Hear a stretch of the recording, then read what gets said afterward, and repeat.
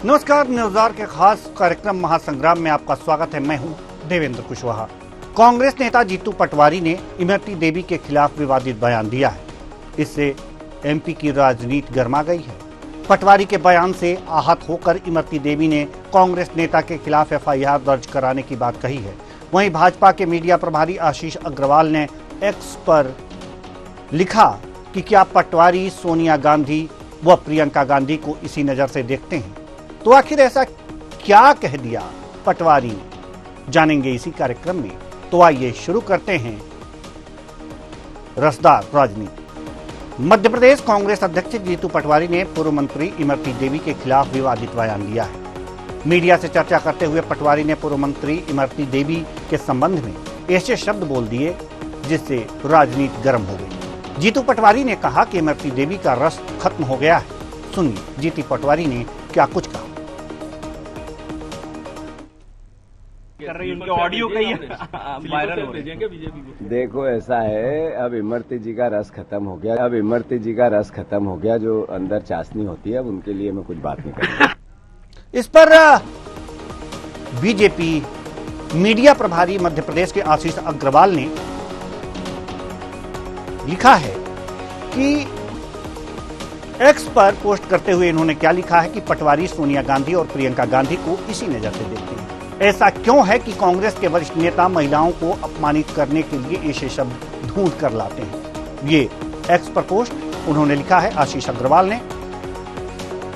BJP विधायक इस संबंध में अगर जो बात करें तो बीजेपी विधायक भगवान दास सबनानी ने जीतू पटवारी के इस बयान की घोर निंदा करते हुए कहा है कि ऐसे शब्दों का इस्तेमाल कांग्रेस के बड़े नेता करते आए हैं। जीतू पटवारी ने भी ऐसा ही किया है। सुनिए भगवान दास सबनानी ने क्या कुछ कहा।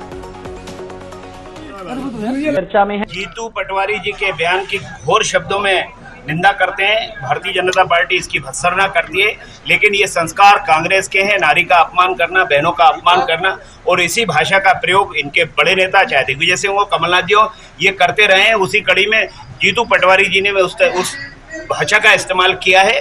ये नारी शक्ति का अपमान है। निश्चित रूप से मध्य प्रदेश की बहनें माफ नहीं करेंगी, मध्य प्रदेश की जनता माफ नहीं करेगी और कांग्रेस को जमीन दिखा देगी। ऑडियो को लेकर मेरे से पत्रकारों ने सवाल किया, जिसमें मेरी केवल भावना उस सवाल को टालने की थी। उस संदर्भ में मैंने जो वक्तव्य दिया उसको तोड़ मरोड़ कर उसको गलत संदर्भ में प्रस्तुत किया जा रहा है। मैं इमरती देवी जी का जहाँ तक सवाल है, बड़ी बहन है मेरी, और चूंकि बड़ी बहन माँ जैसी होती है, तो मैं इतना ही कहूँगा कि मेरा संदर्भ सिर्फ इतना था कि सवाल कैसे टले, और उसके अलावा इंटेंशन कुछ नहीं था। फिर भी अगर किसी प्रकार की कोई ऐसी भावना ठेस पहुंची हो किसी की भी, तो मैं खेद व्यक्त करता हूँ, माफी चाहता हूँ। ये किसी भी प्रकार से किसी भी संदर्भ में कोई नेगेटिविटी मेरे मन में भी नहीं थी, मेरे माइंड में भी नहीं थी, न हाथ उड़ाना था, सिर्फ भावना सवाल को टालने की थी। तो सवाल को टालने के लिए ये भावना था कि पत्रकारों के सवालों को टाल दिया जाए, और ऐसे में कुछ ऐसे शब्द निकल गए इनके दिमाग में, जैसा कि अभी जीतू पटवारी ने कहा कि उनके दिमाग में ऐसा कुछ नहीं था, कोई नेगेटिविटी नहीं थी। और साथ ही साथ उन्होंने ये भी कहा कि इमरती देवी हमारी बड़ी बहन है और बड़ी बहन मां समान होती है, इसलिए ऐसा हमने कुछ नहीं कहा। हमारे दिमाग में ये शब्द निकले जरूर, लेकिन हमारे दिमाग में ऐसा कुछ नहीं था। मेरे मुंह से शब्द जरूर निकले, लेकिन मेरे दिमाग में ऐसा कुछ नहीं था।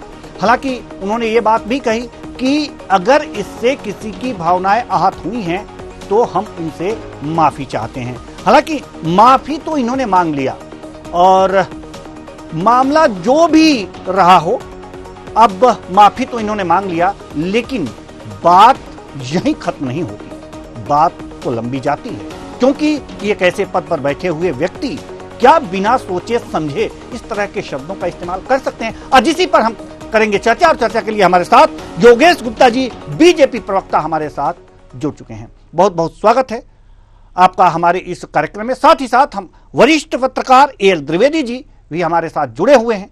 आपका भी बहुत बहुत स्वागत है हमारे इस कार्यक्रम में। योगेश गुप्ता जी, हम आपके पास तो आएंगे, लेकिन सबसे पहले एएल द्विवेदी जी के पास जाना चाहेंगे। मध्य प्रदेश की राजनीति, जो जीतू पटवारी जी ने कहा वो आपने सुना भी।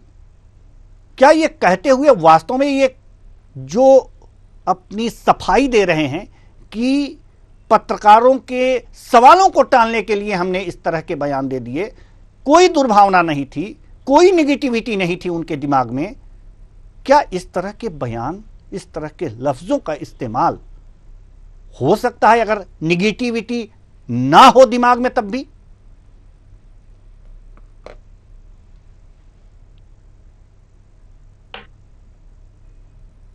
जी ये एल द्विवेदी जी, चलिए एल द्विवेदी जी की आवाज हम तक नहीं पहुंच पा रही है, इसलिए हम रुख करेंगे योगेश गुप्ता जी के पास। योगेश गुप्ता जी, सवाल आपसे है। जी जी जीतू पटवारी जी के बयान को बीजेपी तूल दे रही है, जबकि उन्होंने माफी मांग ली है। देखिए देवेंद्र जी, कांग्रेस पार्टी एक राष्ट्रीय पार्टी है और राष्ट्रीय पार्टी के प्रदेश अध्यक्ष के मुंह से इतनी अशोभनीय भाषा का प्रयोग निंदनीय इसलिए है कि ऐसा पहली बार नहीं हुआ है। कांग्रेस की ये जो महिला विरोधी घृणित मानसिकता है, इसके कुछ प्रमाण आपके चैनल के माध्यम से दर्शकों तक पहुंचाना चाहूंगा। इनके जो वरिष्ठ राजनेता दिग्विजय सिंह जी, वो मीनाक्षी नटराजन को टंचमाल कहते हैं। माननीय कमलनाथ जी अपने मुख्यमंत्री कार्यकाल में जिन इमरती देवी के बारे में आज जीतू पटवारी जी ने अबुनियादी भाषा का प्रयोग किया है, उन्हीं को आइटम बताते हैं। अगर मैं थोड़ा सा और पीछे ले जाऊं तो अंकिता दत्ता यूथ कांग्रेस राष्ट्रीय परिप्रेक्ष्य में यूथ कांग्रेस की पदाधिकारी है, पैरामेडिकल स्टाफ से थी। उन्होंने अपने यूथ कांग्रेस प्रेसिडेंट श्रीनिवासन के खिलाफ न केवल यौन शोषण के आरोप लगाए, बल्कि उनके खिलाफ एफआईआर दर्ज कराई। और ये जो अंकिता दत्ता थी, ये पूर्व मंत्री गोगोई जी की बेटी थी। तो इसी तरह इनके जो राष्ट्रीय प्रवक्ता है सुरजेवाला जी, हाल ही में अभी ड्यूरिंग द इलेक्शन उनका एक बयान आया था बहुत ही निंदनीय हमारी वरिष्ठ सांसद हेमा जी के बारे में। सिद्धरामैया जी जो कर्नाटक के मुख्यमंत्री हैं, वो चुनावी सभा के दौरान महिला की चुन्नी खींच लेते हैं। कंगना रनौत के बारे में इन्हीं की महिला नेत्री सुप्रिया श्रीनेत ने किस प्रकार अपशब्दों का प्रयोग किया। तो ये महिला विरोधी जो घृणित मानसिकता है, ये कांग्रेस के चाल चरित्र को उजागर करती है। पहले हास प्रयास के दौरान ये महिलाओं के प्रति अशोभनीय भाषा का प्रयोग करते हैं, यू टर्न लेकर और उसको अपने बयान से खारिज करते हैं। तो लड़की हूं, लड़ सकती हूं, प्रियंका जी तक ये बयान पहुंचा होगा। क्या एक्शन लेंगी वो? इमरती देवी जी के खिलाफ जो बयान दिया है, ये महिलाओं में रस ढूंढते हैं। जब ये प्रदेश कांग्रेस मीडिया विभाग में थे, तब भी इनके जो कुछ व्यवहार थे वो निंदनीय थे। तो थोड़ा सा मैं ये कहना चाहूंगा कि जीतू पटवारी जी अभी युवा हैं, आगे उज्जवल भविष्य है उनका। राजनीति में भाषा शैली की एक मान मर्यादा होना चाहिए, खास तौर से मां बहन बेटियों के प्रति। तो इनको तुरंत परोक्ष रूप से इमरती जी से माफी मांगना चाहिए। जी, माफी तो इन्होंने मांग ली है, अब अगला कदम क्या होना चाहिए ये भी बता दीजिए। इस्तीफा देना चाहिए, कांग्रेस संगठन को इनसे इस्तीफा लेना चाहिए। कांग्रेस संगठन से इस्तीफा लेना बहुत ही चाहिए। निंदनीय बयान है। हमारे साथी तो जुड़े नहीं हैं, तो उनसे भी हम सवाल पूछते कि भाई अब क्या अगला कदम आपका होगा। बार बार हमारी टीम ने प्रयास किया, लेकिन वो लोग जुड़ना नहीं चाहते थे, शायद कुछ कहना ना चाहते हो। खैर, आज कोई भी कांग्रेस का प्रवक्ता इस मैटर पर नहीं जुड़ेगा। जी, शायद शर्मिंदगी महसूस हो रही हो। हम आना चाहेंगे एल द्विवेदी जी के पास, वरिष्ठ पत्रकार हैं। एल द्विवेदी जी, हम आपके पास आना चाहते हैं। सवाल वही है, सवाल यह है तो चलिए, द्विवेदी जी अभी हमारे साथ नहीं जुड़ पाए हैं, तो योगेश गुप्ता जी, आपने इस्तीफे की बात की, त्यागपत्र की बात की, लेकिन क्या ये जो परंपरा है ये किसी भी राजनीतिक दल में रह गई है कि अगर किसी प्रकार से किसी को आहत करने वाला बयान दे दिया जाए उसके बाद से त्यागपत्र भी नैतिकता के आधार पर दे दिए जाए? नहीं, देखिए, कांग्रेस पार्टी में इस प्रकार की बयानबाजी रुक नहीं रही है। या तो एआईसीसी से अनुशासनात्मक कार्यवाही कड़ी जब तक एकाध के ऊपर नहीं होगी तब तक इस प्रकार के अशोभनीय शब्द इनके नेताओं के मुंह से निकलते रहेंगे। कल ही छत्तीसगढ़, परसों 2 दिन पुरानी बात है देवेंद्र जी, छत्तीसगढ़ की जो राधिका खेरा जी है, जो छत्तीसगढ़ की प्रभारी बनाई गई है कांग्रेस की, उन्होंने ही अपने कांग्रेस के छत्तीसगढ़ के संगठन के लोगों के ऊपर कितने गंभीर आरोप लगाए यौन शोषण को लेकर, महिलाओं के विरोध में जो अमर्यादित व्यवहार है उसको लेकर, और वो एआईसीसी से निश्चित रूप से शिकायत भी करेंगी, दिल्ली में शायद शिकायत भी दर्ज कराएंगी। तो मैं तो ये समझता हूं कि जब इस प्रकार के बयानों की शुरुआत होती है वहीं राष्ट्रीय नेतृत्व को इस पर संज्ञान लेना चाहिए। बिल्कुल, राष्ट्रीय नेतृत्व को इस पर संज्ञान लेना चाहिए, और ले रहा है या नहीं ये तो देखने वाली बात है। फिलहाल कांग्रेस के प्रवक्ता इस मुद्दे पर जुड़ना नहीं चाहते, यह सबसे बड़ी बात है, क्योंकि कोई भी मुद्दा हो, कोई भी बयान हो, उस पर अपना पक्ष तो रखना ही चाहिए। खैर, हमने आमंत्रित किया, वे नहीं आए तो अब क्या कह सकते हैं, अपना पक्ष रखने का उनको हमारी टीम ने मौका दिया था। एल द्विवेदी जी, हम आपके पास आना चाहेंगे। एल द्विवेदी जी, जैसे देखिए, साहित्य में वीर रस होता है, श्रृंगार रस होता है, तमाम रस होते हैं, ऐसे राजनीति में रस आ गया है। इस राजनीति के रस का क्या होने वाला है? इस राजनीति के रस से राजनीति, खासकर मध्य प्रदेश की राजनीति, किधर जाने वाली है? देखिए, ये बहुत ही महत्वपूर्ण विषय है, लेकिन कहीं ना कहीं हमने रामचरितमानस में भी पढ़ा है कि अनुचित बहुत कहूं अज्ञाता, क्षमौ क्षमा मंदिर दो उभराता।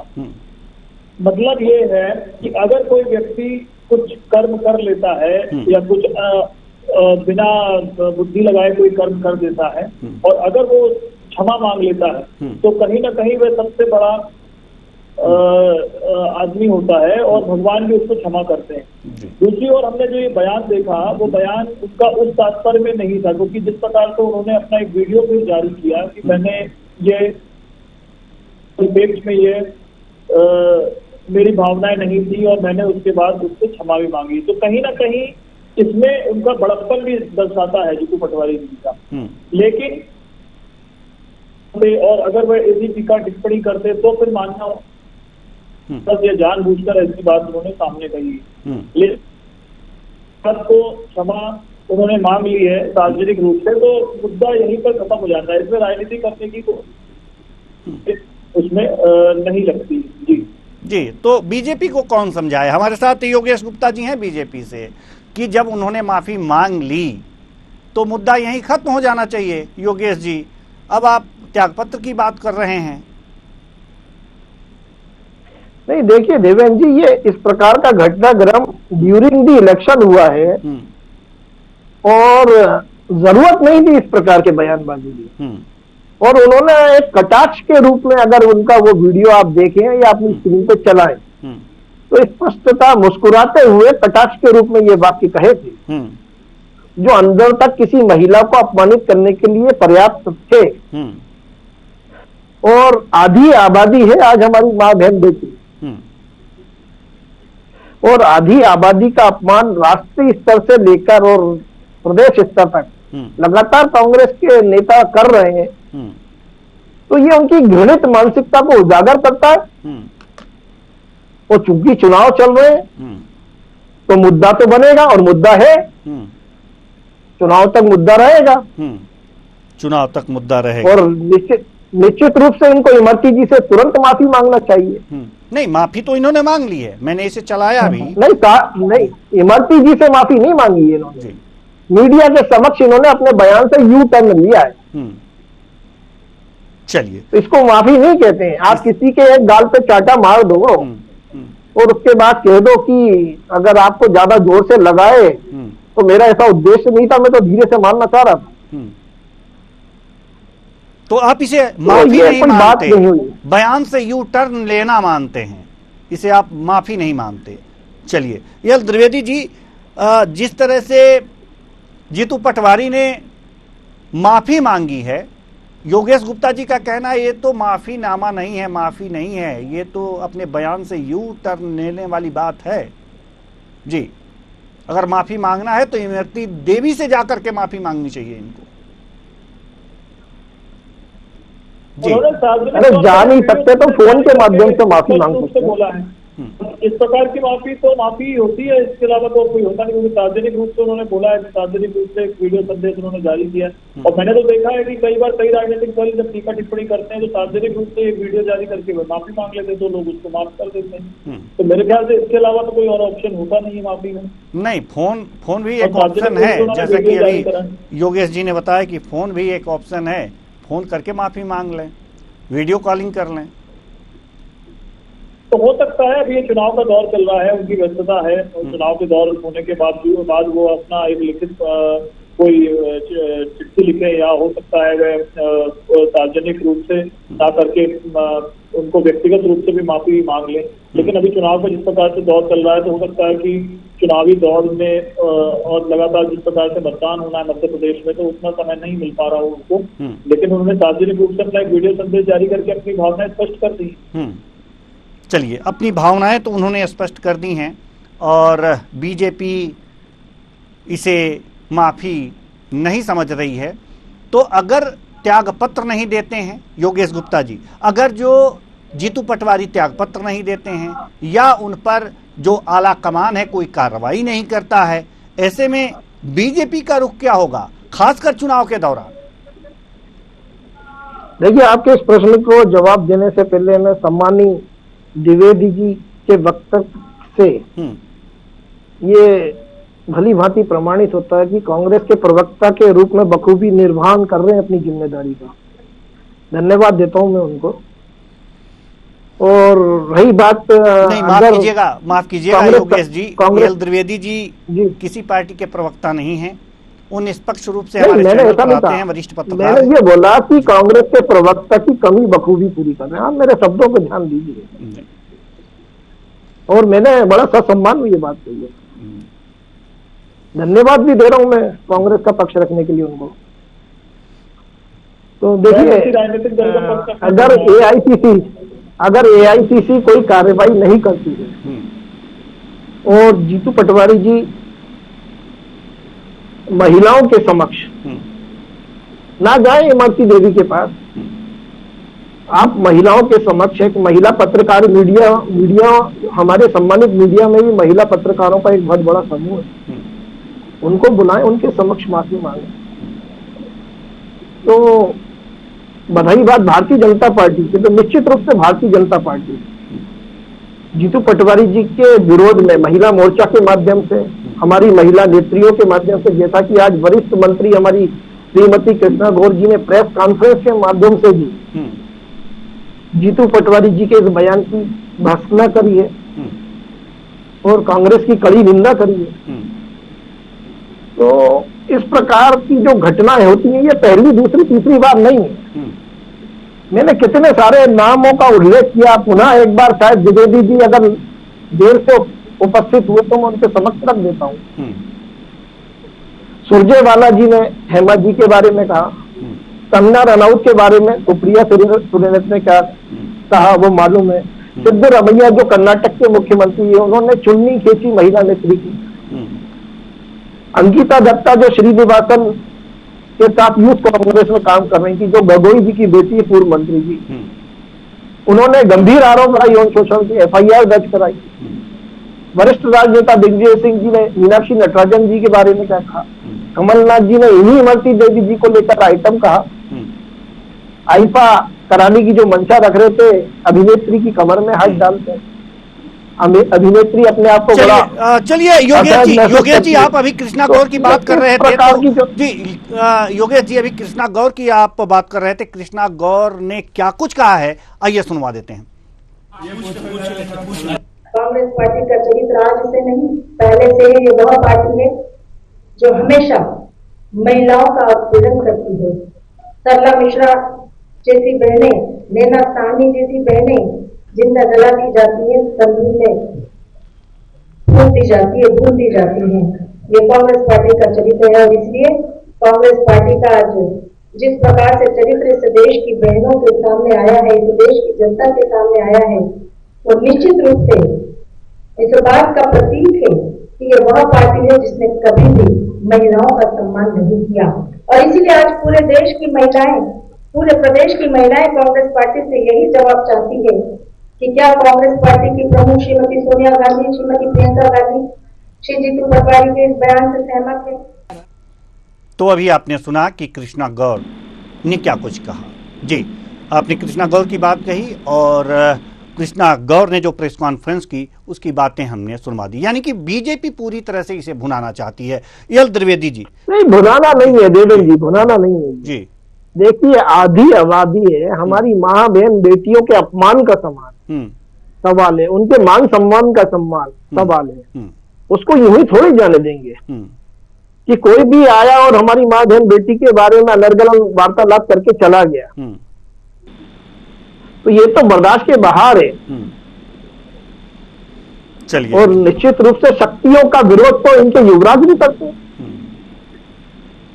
तो ये वो मानसिकता है कांग्रेस की जो देश और प्रदेश में उजागर हो रही है।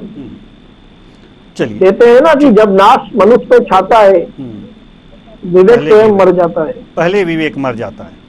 जी जी ठीक है हम आएंगे करेक्शन के लिए धन्यवाद जी। एल द्विवेदी जी योगेश गुप्ता जी ने आप पे ससम्मान एक आरोप लगा दिया, शायद आप कुछ कहना चाह रहे थे। तो मैंने तो ये बोला कि मैं किसी भी राजनीतिक दल का पक्ष रखने नहीं आया हूँ, क्योंकि देखिए सभी में इरफान भट्ट होते हैं और सार्वजनिक रूप से उन्होंने माफी मांग ली है। दूसरी ओर अगर हम बीजेपी की बात करें तो बीजेपी में भी कई ऐसे नेता होंगे जिन्होंने महिलाओं का सम्मान नहीं किया होगा। कभी आप पूर्व में जर्सी गाय जैसे शब्दावली का भी प्रयोग किया गया है। जी जर्सी गाय जैसे शब्दावली का भी प्रयोग किया गया है बीजेपी के द्वारा, तो शायद महिला के लिए ही है। जी महिला, देखिए महिला हमेशा सम्मान होती है, महिलाओं का हमेशा सम्मान करना है, लेकिन कई राजनीतिक दल होते हैं जो महिलाओं का सम्मान नहीं करते। महिलाओं का सम्मान करना भी चाहिए, लेकिन अगर वे अपने सार्वजनिक रूप से माफी मांग लेते हैं, केस व्यक्त कर लेते, तो जो विषय है वो वहीं पर ही समाप्त हो जाता है। क्योंकि देखिए ऐसा है, राजनीतिक दल कई हो सकते हैं और राजनीतिक दलों में ऐसा नहीं है, कई बार सभी राजनीतिक दल के जो लोग होते हैं वे लगातार आपने देखा होगा कई बार ऐसे अनकल बयान देते हैं जिसमें कहीं ना कहीं किसी की भावनाओं को ठेस पहुंचती है। और कई लोग तो माफी मांग भी लेते हैं और कई लोग माफी नहीं मांगते हैं। तो मेरा वही कहना है कि जिसने माफी मांग ली उसको क्षमा कर दिया गया। अगर आप करने के बाद भी माफी नहीं मांग रहे हैं तो फिर तो वो एक बड़ा विषय हो जाता है मिला के बाद भी। जी योगेश गुप्ता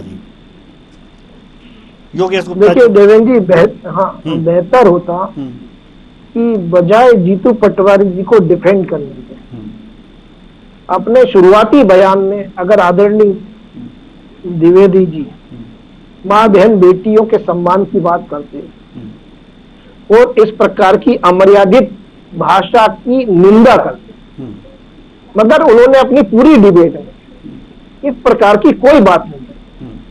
अभी उन्होंने 1 मिनट पहले थोड़ा सा माँ बहन बेटियों के खिलाफ नहीं बोलना चाहिए ये कहा, तो इसके लिए मैं उनको साधुवाद देता हूँ।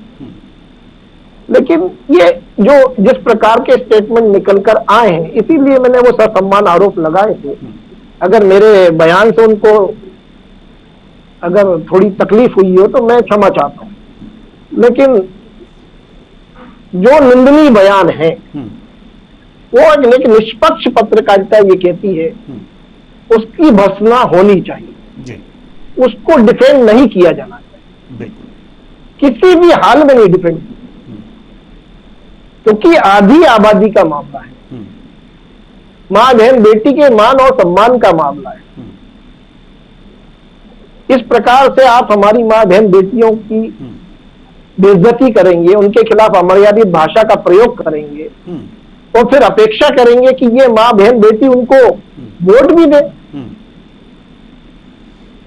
चलिए, तो निश्चित रूप से कड़ी निंदा के योग्य है जीतू पटवारी जी का यह बयान, और इस प्रकार की भाषा से बचना चाहिए चलिए, सभी नेताओं। बिल्कुल बिल्कुल बचना चाहिए, तभी राजनीति स्वच्छ हो सकती है। एल त्रिवेदी जी, आपको कुछ कहना, अपना पक्ष रखना है जल्दी से, क्योंकि अब समय बिल्कुल भी नहीं है। तो निश्चित तौर पर देखिए, मैं तो ये मानता हूँ कि अगर सार्वजनिक रूप से कोई अपना वीडियो संदेश जारी करके बयान मांगता है तो उसको उस मुद्दे को वहीं पे खत्म करना चाहिए, उसको राजनीतिक टूल नहीं पकड़ना चाहिए, क्योंकि द्वेष भावना अगर मानव में है तो वो सभी में है, और गलतियां इस प्रकार के बयानों की कड़ी निंदा नहीं करना चाहिए।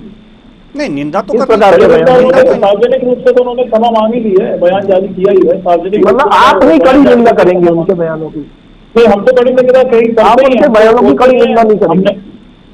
नहीं, कोई भी पत्रकार कड़ी निंदा करेगा, कोई भी पत्रकार कड़ी निंदा माफी मांगी है, और किसी भी महिला के विरुद्ध ऐसे शब्दों का उपयोग किसी भी राजनीतिक दल को, किसी भी राजनेता को नहीं करना चाहिए। बिल्कुल बिल्कुल, महिला हमेशा सम्मान की होती है, और महिला का जो दर्जा है हमारे देश में वो माँ है, बेटियों का दर्जा है, तो बिल्कुल बिल्कुल।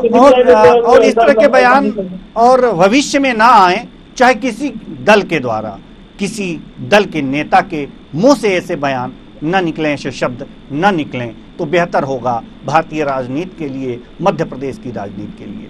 बहुत बहुत धन्यवाद दोनों मेहमानों का, आप आए और अपने अपने विचार साझा किए। तो कुल मिलाकर के देखा जा सकता है कि मध्य प्रदेश की राजनीति वास्तव में कुछ देर के लिए रसीली हो गई। राजनीति रस यहां पर आ गया था, जैसे साहित्य में वीर रस होता है, श्रृंगार रस होता है और तमाम रस होते हैं, उसी तरह से राजनीति रस हो गया था। रस में वास्तव में महिलाओं के सम्मान की बात जहां तक होती है तो कोई भी दल ऐसा नहीं कह सकता कि उसकी जुबान से महिलाओं के खिलाफ कभी कुछ ना निकला। जरूर निकल जाता है, लेकिन नहीं निकलना चाहिए। हमारे घर में भी महिलाएं हैं, मां बहनें हैं, जो समाज में आती हैं, जो समाज में आगे बढ़ करके काम करती हैं, उनके लिए सम्मान की नजर से देखना चाहिए, उन्हें आगे बढ़ाने की सोचना चाहिए। तभी हमारी मां बहनें आगे बढ़ पाएंगी और बराबर का काम कंधे से कंधा मिलाकर चल पाएंगी। ऐसे में अशोभनीय शब्दों का प्रयोग किसी भी नेता द्वारा नहीं किया जाना चाहिए। इसी आशा के साथ महासंग्राम में आज के लिए बस इतना ही। मुझे दीजिए इजाजत। नमस्कार।